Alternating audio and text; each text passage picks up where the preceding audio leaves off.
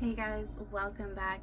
It is almost the end of January. We have 2 days left, no, 1 day left. Tomorrow's the 31st, and I was going over all of my records for the month and totaling everything up, and so I just thought I would share with you what we spent to sustain our family of 9. There are 9 of us who live in the house, and also share what our budget looks like for next month and what it should be looking like for all of 2026. If you're new here, my name is Sarah. Welcome. And so we are not necessarily self-employed. My husband is an independent contractor. So he gets a 1099 NEC, non-employee compensation, at the end of the year, not a W-2. So we choose what we pay ourselves because he does have overhead. So he gets everything paid to a business account, and then we pay ourselves, and we pay ourselves $1,000 a week, every week, year round, except last year whenever he was off work for 4 months because he was hurt.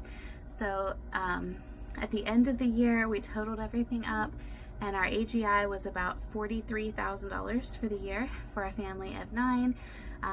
We do expect to top that this year, Lord willing. We should maybe even top the poverty threshold. We talked about that last year. We really thought it was going to happen, and it didn't. We are still at about 75% of the poverty threshold for a family of our size living in Maryland. But okay, so January was a 5 paycheck week. We pay ourselves on Thursdays. There were 5 Thursdays in January, so we had $5,000 to work with, and spoiler alert, we spent every penny, and that's okay. So I'm going to tell you what we spent it on. So first of all, we had the category that we call celebrations and gifts, and that is birthdays and things like that, and we spent $179 on that. Our 5th child turned 13, and so we had gifts, and I don't think I included anything for like his meal at home, but he did go to went to go out to eat with my husband and we took him to a used bookstore, those kinds of things. We budget, as you'll see in the next one, like for a 5 paycheck month, we would have $100 to put towards celebrations and gifts. We didn't spend any of that in December, so this is separate from Christmas. Well, we can talk about later, but it's not in this normal budget, so it was okay. We spent $39 on clothing in January, $77 on education. 45 of that is a subscription online for 2 of my high schoolers to do math. They are doing integrated math 2 and 3 for my 12th grader and my 10th grader. And we couldn't find a good curriculum we liked, so we pay for this, and it's $45 total for the 2 of them every month that they are doing math. And what else was in there? I ordered a couple of books for next year. It was $20 for a couple of books for next year on eBay, and then I think printer paper was the other one. For food, we spent $948. You guys know I started at the beginning of the month saying we were going to try to spend $1,000, and then whenever I rearranged everything and figured out numbers, I was like, no, I think we can do $880. So we are above that, but again, it was a 5 paycheck month, so it was off because of that. We spent $305 on fuel for our vehicles, and for a 5 paycheck month, I think it would be ordinarily $300, so we were $5 over budget for that. Household, we spent $203 on and budgeted $200, so we were over by $3 on that. Miscellaneous, we spent $20, and that's usually on Thursdays. Whenever I go out shopping, I will get the kids a drink at a gas station or something, and so it came to $20 over the course of the month. Vehicle repairs, we spent $536 this month. That's not usually in a month-to-month budget. Of course, you're just putting money back and hoping you don't have to pull it, but we got 2 gently used tires for our van, new front brakes and rotors.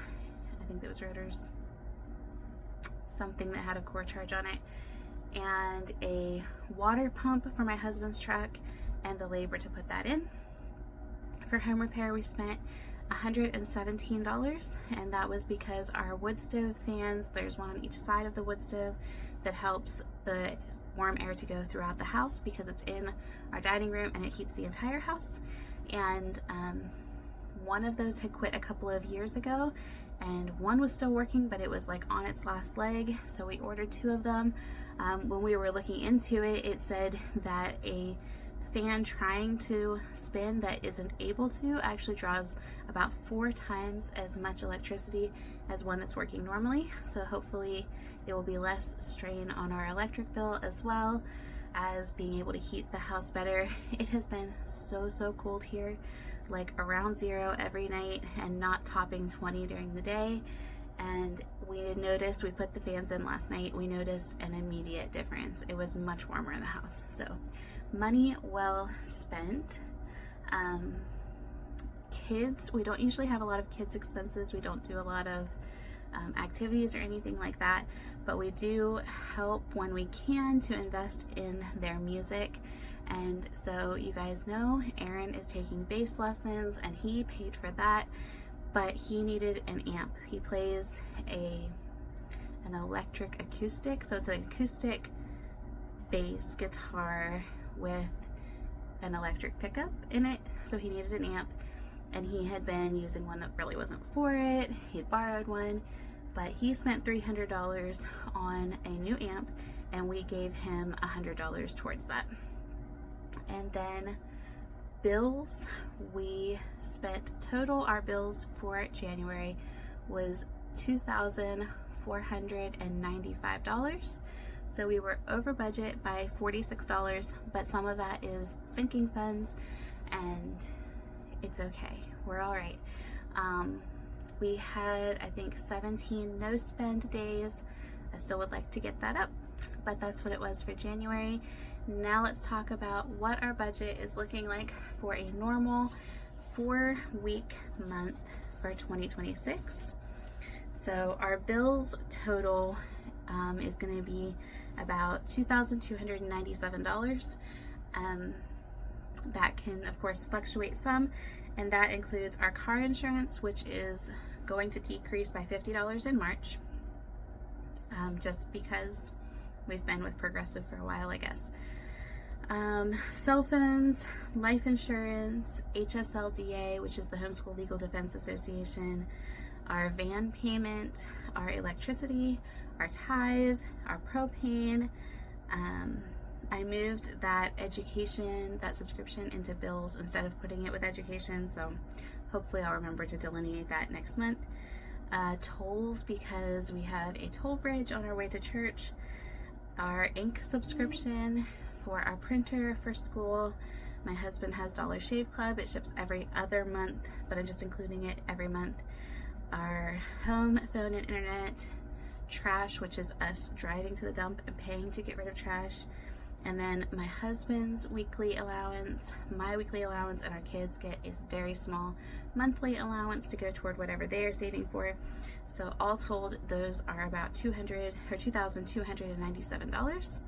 And then on to the variable things or sinking fund kind of things. We will be putting $80 or $20 a week into an envelope for the pork that we get. My parents raise pigs for us, and that'll go toward that.